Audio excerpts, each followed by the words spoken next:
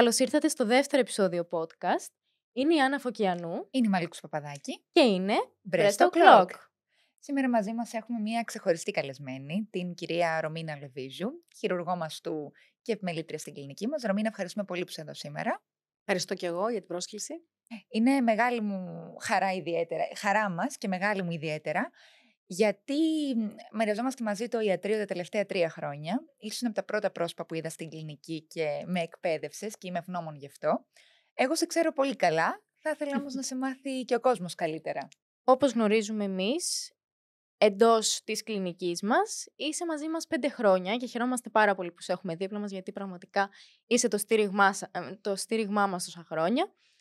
Όμως, θέλουμε να πούμε και στον κόσμο για το πρώτο σου πτυχίο, που δεν ήταν στη χειρουργική μας του προφανώς, αλλά ήταν και σε κάτι άλλο το οποίο σε βοήθησε νομίζω στην πορεία πολύ περισσότερο. Και θέλω να μας πεις γι' αυτό στη βιολογία το πρώτο σου πτυχίο. Πες μας λοιπόν πώς συνέδεσες στη βιολογία και στην πορεία σου πώς κατέληξες στη χειρουργική μαστού. Η αλήθεια είναι ότι στόχος πάντα υπήρξε η ιατρική. Έχω να πω όμως για τη βιολογία ότι αποτέλεσε για μένα μια μεγάλη πρόκληση, πολύ ενδιαφέρουσα επιστήμη. Είναι το κορίτσι πίσω από τις κάμερες. Είναι το υπόβαθρο της φαρμακολογίας και της ιατρικής. Δεν υπάρχει τίποτα χωρίς βιολογία. Είμαι σε θέση να το πω. Εξαιρετικά δύσκολη επιστήμη. Αποτελεί τον καταλήτη της γνώσης για τη ζωή, το κύτταρο, τα γονίδια, την εξέλιξη, την κληρονομικότητα.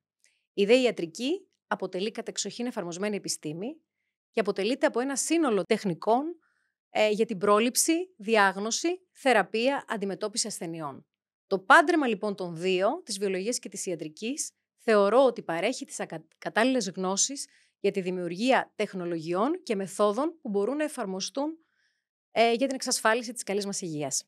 Και με την ιατρική, πώς προέκυψε η ιατρική στη ζωή σου?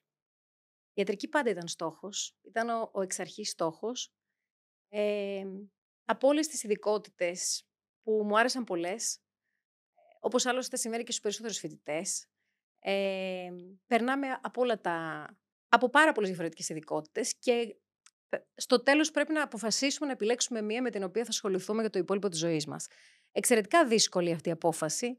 Μου άρεσαν πολλές, μεταξύ άλλων και η παθολογία. Στενοχωρήθηκα πολύ που άφησα την παθολογία. Απλά έπρεπε να καταλήξω σε ένα λόγο για τον οποίο επιλέγω τη συγκεκριμένη ειδικότητα. Νομίζω ότι αυτός ο λόγος έχει να κάνει και με το χαρακτήρα μου και έχει να κάνει και με τη φύση της συγκεκριμένης ειδικότητας. Η χειρουργική λοιπόν ασχολείται με επεμβατικές τεχνικές για τη διερεύνηση και αντιμετώπιση ενός τραύματος και μιας ασθένειας. Έχει μέσα της πολλή παθολογία, καθώς ο χειρουργικός ασθενής έχει πολλές τις περισσότερες φορές, ιδίως σε μεγαλύτερες ηλικίες, συνυπάρχουσες νόσους για τις οποίες χρειάζεται εξειδικευμένη γνώση για να μπορέσουμε να μειώσουμε τις επιπλοκές των άλλων οργάνων πριν το χειρουργείο αλλά και μετά το χειρουργείο. Άλλωστε, για μένα αποτέλεσε ιδιαίτερη πρόκληση κατά την επιλογή μου, γιατί έχει μια μεγαλύτερη αμεσότητα σε σχέση με την αντιμετώπιση και επίλυση του εκάστοτε προβλήματος, του κάθε οργανισμού. Έχει μεγαλύτερη αμεσότητα σε σχέση με οποιαδήποτε άλλη παθολογική ειδικότητα, όπου θεραπεύει στον χρόνο χορηγώντας φάρμακα. Αυτό έχει να κάνει και με το χαρακτήρα μου. Άλλωστε, τα αρχαιολογικά ευρήματα αποδεικνύουν ότι πρέπει να υπήρξει και η πρώτη μορφή ιατρικής, καθώς ήταν αδύνατο να γιατρέψεις, να θεραπεύσεις το πάσχον τμήμα ενός οργανισμού με άλλους τρόπους πέραν της χειρουργικής αφαίρεσης. Νομίζω ότι αυτό είναι πάρα πολύ ιδιαίτερο που μας αναφέρει τώρα, που πηγαίνει στα πίσω χρόνια της ιατρικής και μας εξηγεί τη σύγχρονη της την οπτική πάνω σε αυτό και γιατί το επέλεξε. Τι λες, Άννα, εσύ πώς το βλέπεις αυτό? Η ιατρική είναι μια από τις αρχαιότερες επιστήμες. Το ενδιαφέρον όμως της χειρουργικής είναι η εξειδίκευση. Και γνωρίζω ότι η δική σου εξειδίκευση είναι στη χειρουργική του μαστού. Θες να μας πεις πώς επέλεξες τελικά να ασχοληθείς με αυτό? Πράγματι, Άννα, η χειρουργική του μαστού είναι μια κατεύθυνση, θα λέγε κανείς, και εξειδίκευση. Ο μαστός είναι ένα πολύ ευαίσθητο όργανο που έχει ευαισθητοποιήσει ακόμα περισσότερο όλες τις γυναίκες και τους άντρες σε όλο τον πλανήτη. Είναι ένα θέμα που προβάλλεται συνέχεια στα κοινωνικά δίκτυα, σε blogs. Πολλές γυναίκες έχουν θορυβηθεί γιατί νοσούν οι διπλανές τους, νοσούν συγγενείς τους, νοσούν όλο περισσότερες γυναίκες και όλο νεότερης ηλικίας. Είναι ένα θέμα λοιπόν που δεν μπορεί να μας αφήσει άπραγους. Πρέπει κάπως να συμβάλλουμε. ήταν για μένα έκπληξη το ότι τελειώνοντας την ειδικότητα θα επέλεγα αυτό και θα το υποστήριζα μέχρι τώρα, γιατί βλέπω ότι υπάρχει μια αύξηση των περιστατικών που νοσούν από καρκίνο μαστού. Αυτός είναι ένας λόγος. Ο σημαντικότερος όμως λόγος, ας μην κοροϊδευόμαστε, το έκανα γιατί σαν γυναίκα, επειδή πιστεύω πως ο καρκίνος του μαστού είναι τελικά πιο πολύ γυναικεία υπόθεση, σαν γυναίκα μπαίνω πίσω από το γραφείο, μπαίνω στη θέση της ασθενούς, περνάω τις ίδιες ανησυχίες και αγωνίες κάθε χρόνο που υποβάλλω τον εαυτό μου σε μαστολογικό έλεγχο, κάνοντας τη μαστογραφία μου, τον υπέρηχό μου, και μπορώ να καταλάβω το άγχος της, τους φόβους της, τις αγωνίες της, γιατί κάνω τα ίδια και για μένα. Μπαίνω λοιπόν ξεκάθαρα σαν γυναίκα και εγώ στη θέση της ασθενούς. Επίσης, επειδή ο μαστός είναι το όργανο κατεξοχήν της μητρότητας, της θηλυκότητας και της σεξουαλικότητας, επέλεξα τη χειρουργική του μαστού, γιατί θεώρησα ότι θα μπορούσα κατά την παρακολούθηση ασθενών που έχουν διαγνωστεί με καρκίνο του μαστού, γιατί είναι ένα πάντρεμα η σχέση του γιατρού με την ασθενή, να δημιουργήσω ένα πιο ευέλικτο πλαίσιο προσέγγισης όσον αφορά σε ερωτήσεις και ανησυχίες σε σχέση με το αισθητικό αποτέλεσμα μετά από ένα τέτοιο χειρουργείο, τα προβλήματα στη σεξουαλικότητα, στις διαπροσωπικές σχέσεις, στην οικογένεια, στην ποιότητα ζωής, στο θέμα της μητρότητας μετά από μια τέτοια επέμβαση και τη θεραπεία που ακολουθεί. Ερωτήσεις και απορίες που κάποτε αποτελούσαν ταμπού. Είσαι απόλυτο δίκιο. Νομίζω ότι και πολλές φορές σε προσωπικές μας συζητήσεις λέμε κάθε φορά ότι είμαστε δυνάμει υποψήφιες γι' αυτό. Ακριβώς. Έτσι. Εννοείται και το βιώνουμε όλοι και όλες σαν γυναίκες, έτσι, δεν το συζητώ. Γι' αυτό και εγώ θέλω να εμβαθύνω λίγο και να μπούμε στο θέμα μας ως προς τον καρκίνο του μαστού, την πρόληψή του και την έγκαιρη διάγνωση που είναι η θεματολογία μας σήμερα. Γι' αυτό λοιπόν θέλεις να μου πεις ως χειρουργός μαστού, εσύ γιατί πιστεύεις ότι οι γυναίκες δεν κάνουν μαστογραφία? Η αλήθεια είναι ότι είναι πραγματικά παράδοξο να γίνεται τόσο θόρυβος γύρω από αυτό το τόσο σημαντικό θέμα, τον καρκίνο του μαστού, που πλήττει όλο και περισσότερες γυναίκες και νεαρότερης ηλικίας, και να μας αφήνει όλη αυτή η κατάσταση άπραγες, αμελείς. Νομίζω ότι ελάχιστες είναι αυτές που αισθάνονται αυτό το μικρό τσίμπημα ενοχής για το check-up που δεν πρόλαβαν, που δεν μπόρεσαν να κάνουν και φέτος, γιατί είχαν πάρα πολλές υποχρεώσεις με την οικογένεια, πάρα πολλά έξοδα, οπότε για ποιο λόγο να μπω σε αυτή τη διαδικασία. Θεωρώ λοιπόν ότι ο σημαντικότερος λόγος που δεν γίνεται αυτό το διαγνωστικό μέσο του πληθυσμού, η μαστογραφία, είναι η αμέλεια. Δεν θέλω να πιστέψω ότι υπάρχει άγνοια, γιατί υπάρχει πάρα πολύ προβολή και ενημέρωση για το εν λόγω θέμα. Επίσης, θεωρώ ότι υπάρχει φόβος για τη διάγνωση. Γίνονται συχνά συζητήσεις με γυναίκες που νοσούν και αποτελούν διαφορετικές περιπτώσεις μεταξύ τους. Οι διπλανοί μου, οι φίλοι μου, οι συγγενείς μου. Υπάρχει φόβος και τρομοκρατία. Δεν θέλω να ξέρω τι θα δείξει η μαστογραφία. Δεν θέλω να ξέρω αυτή τη διάγνωση. Επίσης, επειδή μια γυναίκα που νοσεί τις περισσότερες φορές δεν αισθάνεται συμπτώματα πέραν από την ψηλάφιση ενός μικρού εγκηδίου. Για να το τονίσουμε αυτό, γιατί είναι λίγο παρερμηνευμένο. Νομίζουμε ότι θα πάμε στο γιατρό γιατί πιάνουμε κάτι. Εμείς θέλουμε να κάνουμε το αντίθετο. Σωστά, γιατρέ? Σωστά.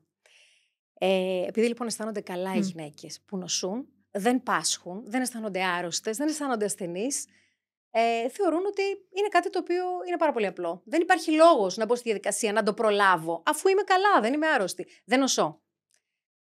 Αυτοί θεωρώ ότι είναι οι λόγοι για τους οποίους οι γυναίκες μένουν πίσω σε αυτό το τόσο σημαντικό κομμάτι που πρέπει να κάνουν μία φορά το χρόνο, τουλάχιστον μετά τα 40. Πολύ σωστά. Και πολλές γυναίκες όταν έρχονται στο ιατρείο, είτε με μαστογραφία είτε χωρίς, μας ρωτάνε και ποιος είναι ο κίνδυνός τους να αναπτύξουν μια κακοήθεια στο μαστό. Έτσι υπάρχει πάρα πολύ παραπληροφόρηση. Θα ήθελες να μας πεις εσύ ως ειδικός ποιοι είναι οι παράγοντες κινδύνου, τι πρέπει να προσέχουμε εμείς οι γυναίκες? Είναι μια πολύ συχνή ερώτηση, πέραν της άλλης, για την οποία αξίζει να αναφερθούμε στη συνέχεια για τη γενετική συνιστόσα του καρκίνου του μαστού, είναι η ερώτηση γιατί το έπαθα, εφόσον δεν έχει κανείς ιστορικό στην οικογένεια. Η αλήθεια είναι ότι υπάρχουν κάποιοι παράγοντες κινδύνου και εννοούμε ουσιαστικά τι. Εννοούμε ότι τα τελευταία χρόνια, τις τελευταίες δεκαετίες, υπάρχει μια αύξηση των περιστατικών του καρκίνου του μαστού λόγω των αλλαγών που συντελούνται στον καθημερινό τρόπο ζωής στις δυτικές κοινωνίες. Επομένως, παράγοντες κινδύνου που συμβάλλουν στην ανάπτυξη αυτής της νόσου είναι ό,τι έχει αλλάξει σε σχέση με παλιά. Τι έχει αλλάξει? Η διατροφή μας. Έχει αλλάξει το γεγονός ότι υπάρχει πάρα πολύ στρες. Οι γυναίκες είναι αγχωμένες, είναι παχύσαρκες, καπνίζουν, υπάρχει κατάχρηση αλκοόλ. Θα μπορούσε κάποιος να πει ότι η έλλειψη γαλουχίας, η ατεκνία, η παρατεταμένη χρήση γυναικολογικών ορμονών. Και σαφώς υπάρχει και μια αυξημένη επικινδυνότητα σε γυναίκες όπου υπάρχει backup θετικό οικογενειακό ιστορικό και έχουν νοσήσει κάποιες γυναίκες συγγενείς πρώτο ή δευτέρο βαθμό από την οικογένειά τους. Αυτοί είναι οι παράγοντες κινδύνου. Όλοι μαζί και κάθε ένας μόνος του αποτελούν αλλαγές στον τρόπο ζωής που θεωρούμε ότι συμβάλλουν στην ανάπτυξη μιας κακοήθειας. Άρα μιλάμε για ένα πολυπαραγωγικό μοντέλο. Ο καρκίνος του μαστού είναι ένα πολυπαραγωγικό νόσημα. Αυτό είναι πολύ σημαντικό να το ξέρουν οι γυναίκες και να μην ρίχνουν ευθύνες σε μία ίσως συνήθεια. Αυτό μας βοηθάει και εμάς για την πρόληψη του καρκίνου του μαστού. Άρα πώς πρέπει στα αλήθεια να παρακολουθούνται οι γυναίκες? Η αλήθεια είναι ότι η σημασία της έγκαιρης διάγνωσης, της πρόληψης για τον καρκίνο του μαστού είναι πολύ σημαντική λόγω της σημασίας της έγκαιρης διάγνωσης. Αυτό πώς μεταφράζεται? Ότι όσο πιο νωρίς αναβρεθεί μία ύποπτη βλάβη στο μαστό, δηλαδή την ανακαλύψουμε σε πρώιμο, σε αρχικό στάδιο, τόσο πιο κοντά είμαστε στην ίαση. Αυτό έχει αποδειχθεί επιστημονικά ότι η πρόληψη στον καρκίνο του μαστού μπορεί τελικά να οδηγήσει σε ένα ποσοστό 95% σε ίαση. Πολύ σημαντική λοιπόν η παρακολούθηση των γυναικών και λόγω της μεγάλης ανησυχίας που έχουν οι γυναίκες, καθώς γνωρίζουν ότι είναι συχνότερη κακοήθεια σε αυτές. Αλλά και λόγω των προβλημάτων που συχνά δημιουργούνται μετά από μια τέτοια νόσηση και από ένα τέτοιο χειρουργείο για προσωπικές σχέσεις, στην ποιότητα ζωής τους, στο κομμάτι της μητρότητας κτλ. Επομένως, προτείνουμε να γίνεται μια τακτική αυτοεξέταση σαν πρώτο βήμα, να γίνεται μια απεικόνηση σε ακτινολόγο, ανάλογα με την ηλικία ο έλεγχος διαφέρει. Για παράδειγμα, ένας απλός υπέρηχος είναι αρκετός από τα 35 μέχρι τα 40, καθώς η μαστή είναι πιο πυκνή και πολλές φορές η μαστογραφία δεν είναι τόσο διαγνωστική. Από τα 40 και μετά ακολουθεί ζευγάρι η μαστογραφία και ο υπέρηχος, σε συνδυασμό με κλινική εξέταση από ειδικό χειρουργό μαστού, δήμαστολόγο, ο οποίος θα αξιολογήσει τα πορίσματα. Όταν λοιπόν υπάρχουν ευρήματα, ο έλεγχος τροποποιείται ανάλογα. Επίσης, όταν υπάρχει ένα θετικό οικογενειακό ιστορικό, επίσης ο έλεγχος τροποποιείται ανάλογα και πρέπει να ξεκινάει σε μικρότερη ηλικία σε σχέση με το γενικό πληθυσμό και συγκεκριμένα 10 χρόνια νωρίτερα από τη συγγενή της γυναίκας που νόσησε από καρκίνο του μαστού. Και ο έλεγχος και η κλινική εξέταση ενδεχομένως να πρέπει να γίνονται συχνότερα από τον 1 χρόνο, δηλαδή να γίνεται κάθε 6 μήνες. Πολύ σωστά. Ρωμίνα, πολλές φορές όταν έχουμε κάνει μια διάγνωση σε μια γυναίκα για έναν καρκίνο του μαστού, μας κάνει την πιο καυτή ερώτηση. Έχω κάνει, γιατρέ, μια έγκαιρη διάγνωση? Θα ήθελες να εξηγήσουμε στις γυναίκες ποια είναι τα βήματα για να μπορέσουμε λοιπόν να κάνουμε αυτή την έγκαιρη διάγνωση, να τον πιάσουμε στον ύπνο, θα λέγαμε, τον καρκίνο? Τα βήματα για την έγκαιρη διάγνωση είναι η κλινική εξέταση, η οποία πρέπει να γίνεται από εξειδικευμένο χειρουργό μαστού. Η σωστή απεικόνηση που προηγείται της κλινικής εξέτασης από συνάδελφο ακτινολόγο, ο οποίος είναι υποχρεωμένος να καταγράφει αυτά που βλέπει στις εικόνες με πολύ προσοχή και να τα βαθμολογεί βάσει της κλίμακας ταξινόμηση Beiratz. Η επίσκεψη σε μαστολόγο, ο οποίος θα αξιολογήσει τα πορίσματα και ενδεχομένως θα πάρει δείγμα από την ύποπτη βλάβη κάνοντας μια βιοψία. Αυτά είναι τα βήματα για έγκαιρη διάγνωση. Να ρωτήσω εγώ πάνω σε αυτό. Μας αρκεί κάποιος ο οποίος δεν είναι χειρουργός μαστού ή μαστολόγος, που δηλαδή εξειδικεύεται στο μαστό, να μας πει αν οι εξετάσεις μας είναι καλές ή όχι? Η αλήθεια είναι ότι ζούμε στον αιώνα της εξειδίκευσης και της κατεύθυνσης. Και ένα τόσο σημαντικό θέμα όπως είναι ο μαστός, που έτσι κι αλλιώς για την αντιμετώπιση του απαιτεί τη διεπιστημονική συνεργασία, απαιτεί λοιπόν τη συζήτηση και τη συνεργασία γιατρών διαφόρων ειδικοτήτων, όπως είναι ο χειρουργός μαστού, ο ογκολόγος, ο ακτινοθεραπευτής. Καλό είναι ο καθένας στο κομμάτι του. Καθένας στον τομέα του που λέμε. Ναι. Καθένας στο είδος του. Και εξειδικευμένος σε αυτό το κομμάτι είναι ο χειρουργός μαστού, περισσότερο από οποιαδήποτε άλλη ειδικότητα. Και άλλη μια ερώτηση σου κάνω εγώ, που μας έχει προκύψει αρκετές φορές και στο ιατρείο, όπως έχει προπεί η Άννα. Υπάρχουν πολλές γυναίκες που κάνουν το εξής. κάνουν τις εξετάσεις τους, παίρνουν τα αποτελέσματά τους και επειδή μπορεί να τους πει κάποιος γιατρός, ακτινολόγος π.χ. που τους έχει κάνει τη γνωμάτευση, ότι τα αποτελέσματά σου είναι καλά, απλά τα βάζουν στο σιρτάρι τους που λέμε, γιατί επαναπαύονται στην ιδέα ότι κάποιος γιατρός τους είπε ότι είναι καλές και δεν τις δείχνουν κάπου αλλού. Αυτό πώς θα το αντιμετωπίσουμε εμείς οι χειρουργοί ή πώς το διαχειριζόμαστε γενικότερα? Το πρώτο κομμάτι της έγκαιρης διάγνωσης, όπως είπα και πριν, είναι η ακτινολογική αξιολόγηση. Είναι απαραίτητο να πηγαίνουμε σε κάποιο διαγνωστικό για να γνωματεύονται οι εξετάσεις μας από τον ειδικό ακτινολόγο. Αυτή είναι η δουλειά του. Από εκεί και πέρα, όπως είπες, ναι, δεν πρέπει αυτές οι γνωματεύσεις να μπαίνουν στο σιρτάρι. Εκεί γίνονται πάρα πολλές φορές λάθη και χάνεται η πραγματική διάγνωση. Το επόμενο λοιπόν βήμα μετά τον ακτινολόγο είναι επίσκεψη σε εξειδικευμένο γιατρό, μαστολόγο, για να κάνει πολύ συγκεκριμένα πράγματα. Να κάνει την κλινική εξέταση, δηλαδή την ψηλάφιση, και να αξιολογήσει τα πορίσματα βάσει της εμπειρίας του. Τότε μπορούμε να πούμε ότι ναι, έχουμε διάγνωση ή πλησιάζουμε στη διάγνωση, αφού πάρουμε και τη βιοψία ή βρήκαμε το ύποπτο και καταλήγουμε να προτείνουμε ένα χειρουργείο. Τότε είναι πλήρης εικόνα. Δεν σταματάμε λοιπόν στον ακτινολόγο, δεν βάζουμε τις γνωματεύσεις στο σιρτάρι, πηγαίνουμε σε εξειδικευμένο χειρουργό για να μας δώσει την απάντηση αν πάσχουμε από κάτι, από μια ύποπτη βλάβη ή αν και φέτος είμαστε καλά. Συνάμα με όλα τα απεικονιστικά και τα κλινικά, εννοείται, τις κλινικές μας εξετάσεις, έχει νόημα λοιπόν η αυτοεξέταση? Σαφώς και έχει νόημα η αυτοεξέταση, η οποία πρέπει να συστήνεται και όχι να επιβάλλεται, εφόσον αυτή μπορεί να γίνει σωστά. Περισσότερο έχει νόημα γιατί δίνει τη δυνατότητα στη γυναίκα να ανακαλύψει μικρές αλλαγές στο σώμα της και κυρίως στους μαστούς της. Μια αλλαγή στο χρώμα, για παράδειγμα, και την υφή του δέρματος, που θα την κινητοποιήσει, θα την ανησυχήσει και ενδεχομένως θα τη στείλει νωρίτερα στον εξειδικευμένο γιατρό. Από αυτή την άποψη, λοιπόν, ναι, έχει νόημα η αυτοεξέταση, στο βαθμό που μπορεί να γίνει. Κάποιες γενικές αρχές για το πώς γίνεται η αυτοεξέταση, να θυμόμαστε ότι σημαντικό να γίνεται με τις ράγες των δακτύλων και όχι ψηλαφώντας ανάμεσα στον αντίχειρα και το δείκτη, γιατί τότε μπορεί να δημιουργηθεί πανικός, ψηλαφίζοντας διάφορα ανομοιογενή ογκίδια, γιατί έτσι είναι φτιαγμένος ο μαστός στις περισσότερες γυναίκες. Να γίνεται με οποιαδήποτε φορά εναντίον του θωρακικού τυχώματος, με την ύπαρξη μια μικρής ανάκλησης και να μην ξεχνάμε ποτέ να ψηλαφούμε και την περιοχή της μασχάλης. Έτσι, Ρωμίνα, πολλές γυναίκες, νομίζω πλειονότητα, που έρχεται στο ιατρό και τους παίρνουμε ιστορικό και ρωτάμε «Εσείς γιατί ήρθατε εδώ σήμερα?» Μας λένε ότι κάτι ψηλάφισα. Πέρα όμως από αυτό, να πούμε λίγο στις γυναίκες τι άλλο πρέπει να τις θορυβήσει και να τις κάνει να απευθυνθούν στο χειρουργό μας του για κλινική εξέταση. Εμείς το γνωρίζουμε, αλλά είναι καλό να το μάθουν και οι υπόλοιπες γυναίκες που μας ακούνε. Πράγματι, Άννα, το συχνότερο σύμπτωμα που θορυβεί τη γυναίκα για να τρέξει, γιατί τότε τρέχει στο χειρουργό μαστού, είναι η ψηλάφιση μιας μάζας στο μαστό ή στη μασχάλη.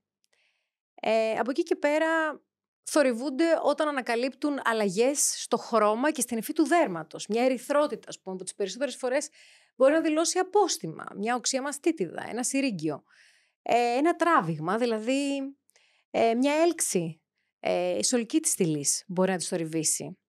Ένα έκρημα από τη θηλή. Τρέχουμε όταν το έκρημα είναι ματηρό και είναι αυτόματο και είναι μόνο από τον ένα μαστό. Εκεί μπορεί να σημαίνει ότι μπορεί κάτι να τρέχει. Και σαφώς ο πόνος. Αυτό θέλω να πω και εγώ. Νομίζω ότι ο πόνος είναι από αυτά που τις θορυβεί περισσότερο. Είναι το ψηλαφιτό ογκίδιο και ο πόνος. Εννοείται. Μα όταν πονάς δεν θα πας στο γιατρό σου. Άρα με την ίδια λογική να πούμε εδώ ότι ό,τι πιάνουμε είναι κακό. Ευτυχώς όχι. Οι επικρατέστερες διαγνώσεις των ψηλαφιτών ογκιδίων είναι καλοήθεις, ευτυχώς. Ένα μικρό ποσοστό μόνο είναι κακές. Και ποιες είναι αυτές? Μπορεί να είναι ένα απόστημα.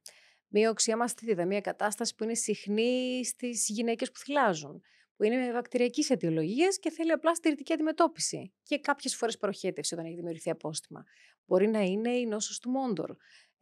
Επιφανειακές φλέβες του μαστού, οι οποίες έχουν θρομβωθεί. Κάτι το οποίο είναι τελείως αυτοπεριοριζόμενο. Μπορεί να είναι υπεράριθμοι μαστοί θηλές, που είναι μια συγγενής ανομαλία της ανάπτυξης και τις περισσότερες φορές δεν δημιουργεί ούτε αισθητική δυσμορφία. Μπορεί να είναι ένα ινοαδένωμα που αποτελεί τον συχνότερο καλοήθιο όγκο και ουσιαστικά αποτελεί μία παρέκκληση στην φυσιολογική ανάπτυξη των μαστών παρά ένα νεόπλασμα. Και ανάλογα με το μέγεθος και τη μορφή του, αυτό μπορεί να αφαιρεθεί χειρουργικά. Μπορεί να είναι ένας φυλλοειδής όγκος. Ο οποίος είναι ο φυλλοειδής όγκος για τους θεατές μας. Ο οποίος εμφανίζεται πιο συχνά σε μικρές ηλικίες και απαιτεί ευρεία τοπική χειρουργική εκτομή. Πρέπει να αφαιρεθεί. Μπορεί να είναι μια ενοικιστική μαστοπάθεια και ας αναλύσουμε λίγο αυτό, γιατί είναι η συχνότερη κατάσταση που παρατηρείται στις γυναίκες που πηγαίνουν σε κλινικό χειρουργό μαστού.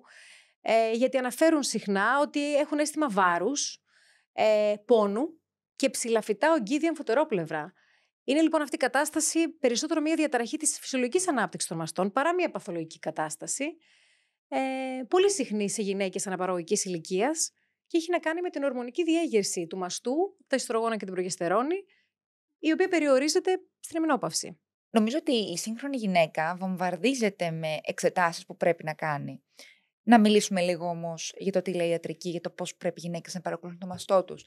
Για παράδειγμα, και αυτό είναι κάτι το οποίο θέλω πολύ να μας απαντήσεις, για να φύγει και ο μύθος.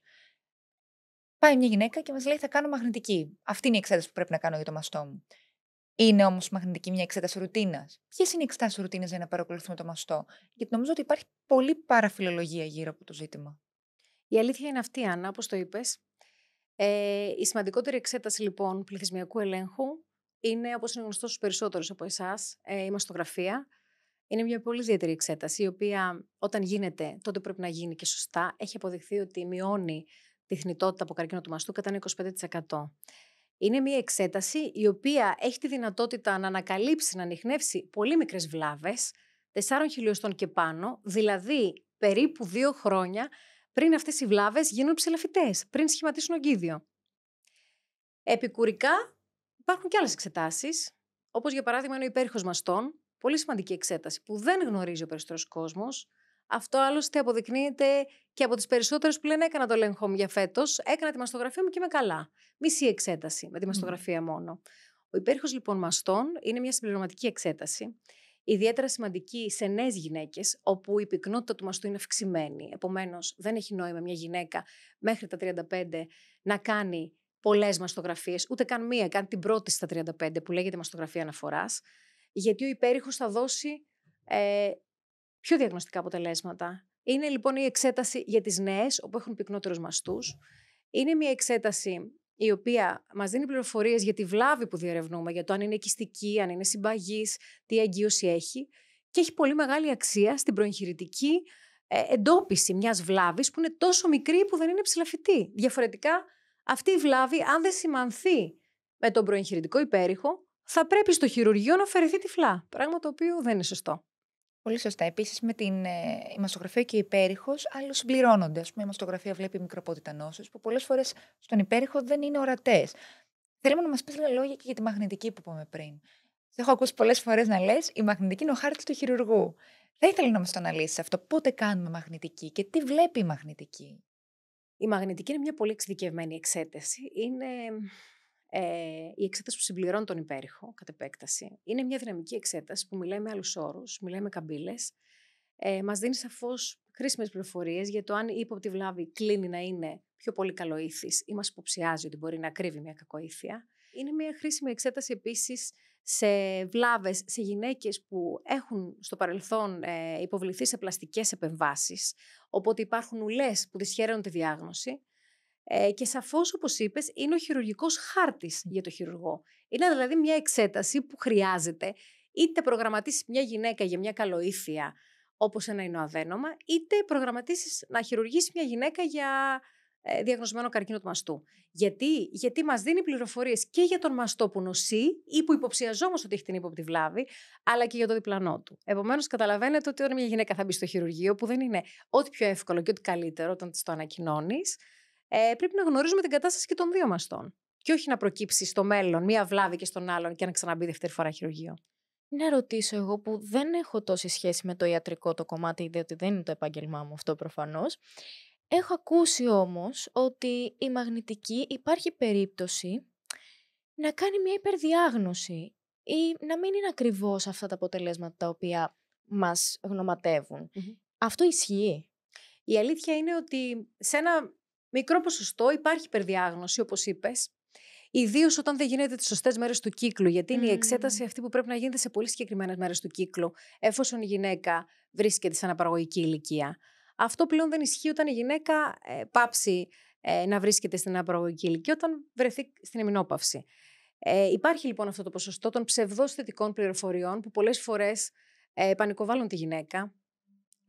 Να εξηγήσουμε όμως ότι η μαστογραφία και ο υπέρηχος και η μαγνητική για την οποία συζητάμε τώρα είναι απεικονιστικές μόνο συνιστώσεις.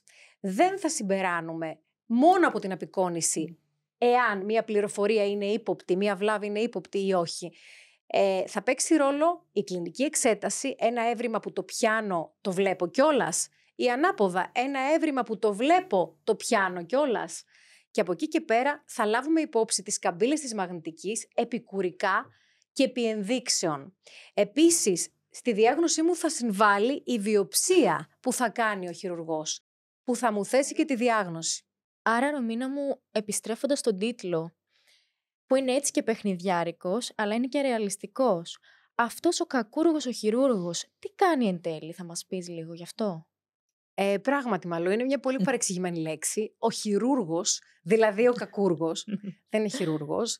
Τείνουμε να λέμε χειρουργός για να αποφεύγουμε την προηγούμενη παρεξήγηση. Σαφώς. Παρ' όλα αυτά, εξακολουθεί να είναι παρεξηγημένη λέξη. Και ο χειρουργός, όταν λοιπόν συχνά μας ρωτάνε τι ειδικότητα έχετε και απαντάμε χειρουργή, λένε αχρίαστε. Η αλήθεια είναι ότι όχι, δεν είμαστε αχρίαστοι. Δεν πρέπει να δημιουργούμε φόβο και τρομοκρατία με την ειδικότητα που έχουμε επιλέξει. Γιατί ο κόσμος πρέπει να καταλάβει ότι ο χειρουργός δεν χειρουργεί μόνο, στο επίπεδο του μαστού τουλάχιστον, αλλά σε επίπεδο κλινικής και ιατρίου είναι υπεύθυνος για το σωστό πρόγραμμα παρακολούθησης και ελέγχου του μαστού στα πλαίσια της πρόληψης, όχι μόνο όταν υπάρχει μια ύποπτη βλάβη. Πάρα πολύ σημαντικό να τονιστεί αυτό. Και πώς μπορεί να βάλει μια διάγνωση λοιπόν ο χειρουργός πρώτου χειρουργείου? Είπες πριν για τη μαγνητική, τη μαστογραφία, τον υπέρηχο που κάνει μια κλινική εκτίμηση. Και μπορεί να βάλει μια ταμπέλα. Πώς τη βάζει λοιπόν ο χειρουργός αυτή την ταμπέλα?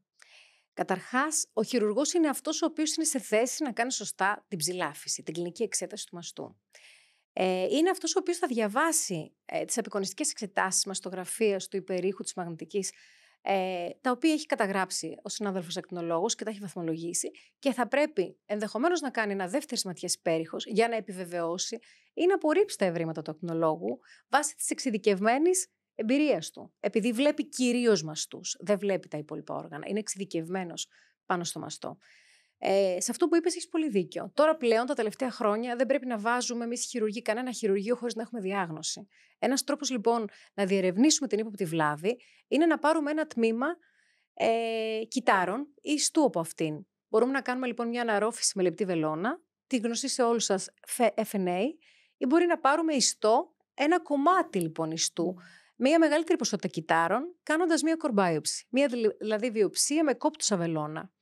Ή ακόμα και μια ανοιχτή χειρουργική βιοψία με τοπική γενική αναισθησία. Όταν λοιπόν ολοκληρωθεί και το κομμάτι της βιοψίας και μια βλάβη επιβεβαιωθεί ότι είναι κακοήθεια, τότε ο χειρουργός, το τελευταίο που κάνει ο χειρουργός, είναι να προτείνει και να εξηγήσει στην ασθενή ότι πρέπει να υποβληθεί σε χειρουργική θεραπεία. Άλλωστε, η χειρουργική θεραπεία είναι κατεξοχήν θεραπεία της βλάβης στο μαστό. Θα πρέπει να της εξηγήσει γιατί πρέπει να χειρουργηθεί. Αυτό αποτελεί συχνά ένα πολύ σύνθετο θέμα, γιατί θα πρέπει να της το εξηγήσει τεκμηριωμένα και να της συνδυάσει στο χρόνο πριν ή μετά το χειρουργείο της και ενδεχομένως συμπληρωματικές θεραπείες που θα χρειαστεί, όπως είναι η ακτινοθεραπεία, η χημειοθεραπεία, η ορμονοθεραπεία. Όλα αυτά όμως θα πρέπει να γίνουν σε συνεργασία με τις υπόλοιπες ειδικότητες. Άρα λοιπόν η καλή πρακτική της χειρουργικής πράξης προϋποθέτει διεπιστημονική προσέγγιση και συνεργασία με τις υπόλοιπες ειδικότητες. Όλες οι βιοψίες πρέπει να συζητούνται στα πλαίσια ενός ογκολογικού διεπιστημονικού συμβουλίου και να ακούγονται όλες οι απόψεις με σκοπό την καλύτερη θεραπεία της ασθενούς. Πολύ σωστά, έτσι μιλάμε και για μια εξατομικευμένη ιατρική πλέον στις μέρες μας. Ιδιαίτερη μνήμα τα τελευταία έτη γίνεται στο γονιδιακό έλεγχο. Το περισσότερο κοινό έγινε γνωστός ο γονιδιακός έλεγχος λόγω της Αντζελίνα Τζολί. Θέλεις να μας πεις λίγα λόγια γι' αυτό? Η αλήθεια είναι ότι όντως τα τελευταία χρόνια γίνεται ιδιαίτερος λόγος, παρόλο που εδώ και πολλά χρόνια η κληρονομικότητα του καρκίνου του μαστού είναι τεκμηριωμένη από πολύ καιρό. Τα τελευταία χρόνια έχει μπει όμως βαθιά στη ζωή μας και συμπεριλαμβάνεται στην καλή διερεύνηση και αντιμετώπιση του καρκίνου του μαστού σε μια οργανωμένη κλινική. Εδώ αξίζει να πω ότι οι περισσότερες μορφές νεοδιαγνωσμένου καρκίνου του μαστού αφορούν σποραδικούς καρκίνους μαστού.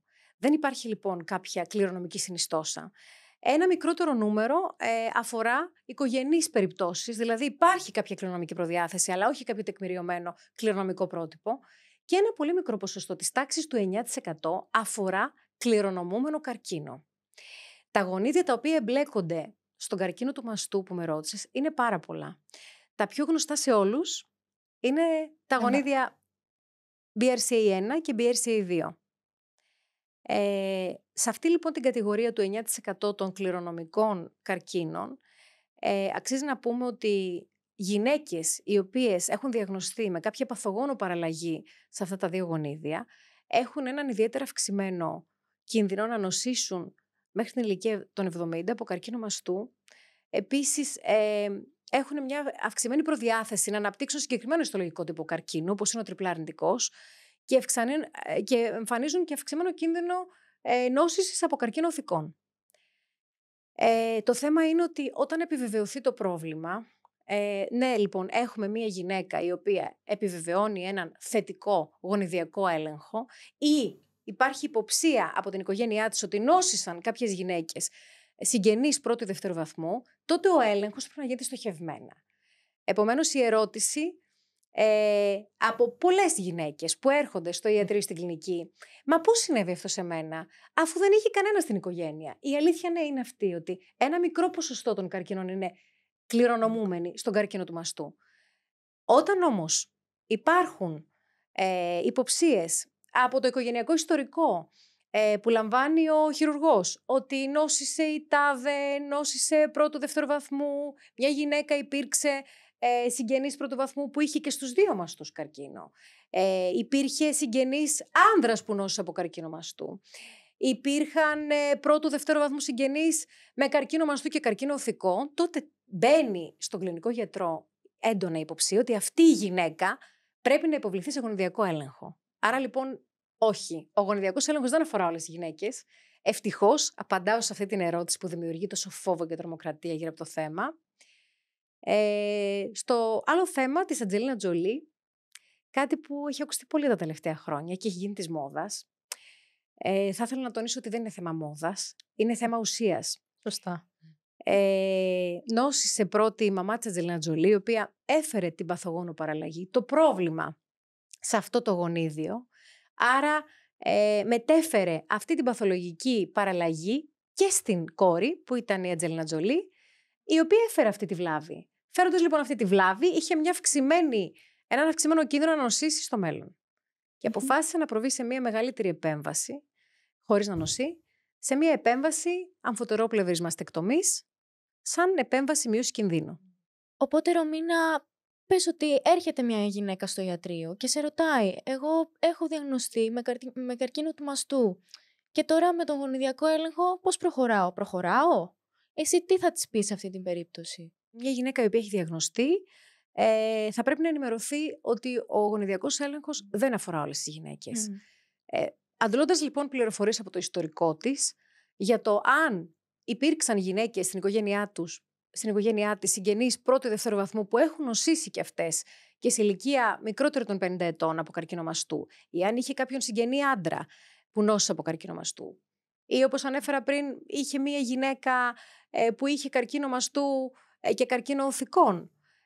Αντλούμε λοιπόν χρήσιμες πληροφορίες για να δούμε αν αυτή η γυναίκα μας δημιουργεί την υποψία ότι μπορεί να έχει ένα θετικό οικογενειακό ιστορικό. Αν λοιπόν ανήκει σε μία από αυτές τις κατηγορίες, τότε σαφώς και πρέπει να υποβληθεί στη διαδικασία του γονιδιακού ελέγχου. Δεν αφορά λοιπόν όλες τις γυναίκες ο γονιδιακός έλεγχος. Είναι μια πολύ σημαντική γνώση που δεν υπήρχε στο παρελθόν. Θα ήθελα να τονίσω ότι δεν πρέπει να υπάρχει φόβος και τρομοκρατία γύρω από την απάντηση του γονιδιακού, γιατί δεν αφορά όλες τις γυναίκες. Αφορά έναν περιορισμένο αριθμό γυναικών. Ο γονιδιακός έλεγχος γίνεται μόνο που υπάρχει ένδειξη και μας δίνει μια παραπάνω πληροφορία σε σχέση με το αν, ανάλογα με το αν υπάρχει παθογόνος παραλλαγή ή όχι, μπορεί η γυναίκα να επιλέξει να προβεί σε μια επέμβαση μεγαλύτερη σαφώς από μια απλή ογκεκτομή ή τεταρτεκτομή, εννοώντας την αμφωτερόπλευρη μαστεκτομή, που είναι μια χειρουργική πράξη μείωσης κινδύνου. Θα τη βγάλει από μια μελλοντική ταλαιπωρία του να μπει δεύτερη φορά χειρουργείο, εάν επιλέξει κάτι τέτοιο. Και να μην ξεχνάμε ότι όλα αυτά συστήνονται από τον κλινικό γιατρό, χειρουργό μαστού και από τον γενετιστή στην ασθενή. Αυτή που θα αποφασίσει στο τέλος είναι η ίδια ασθενής.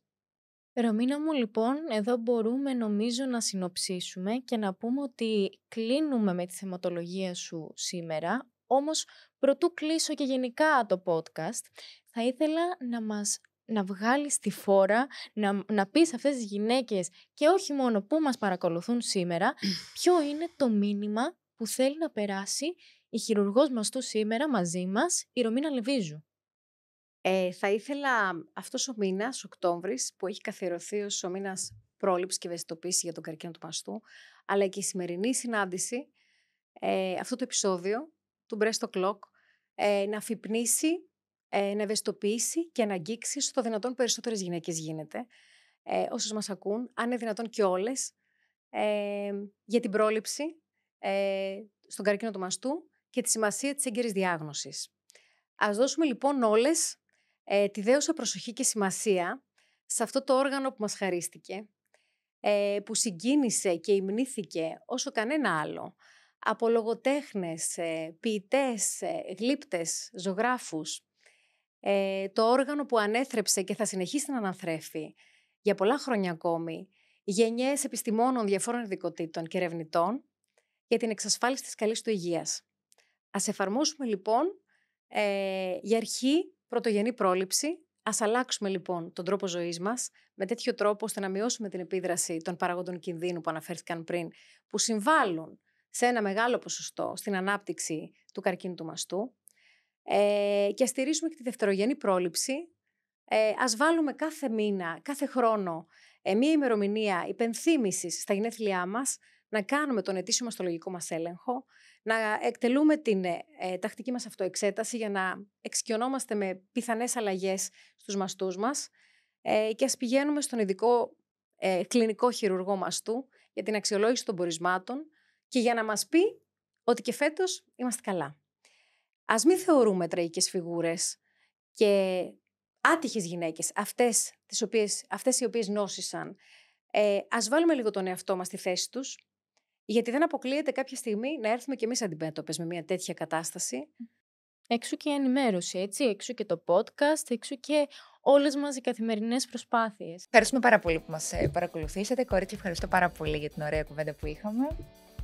Την επόμενη φορά μαζί μας η κυρία Σοφία Σαμιώτη, η οποία θα προσεγγίσει τον καρκίνο του μαστού από μια άλλη ματιά, τη ματιά της ασθενούς. Μείνετε λοιπόν συντονισμένοι στο επόμενό μας επεισόδιο.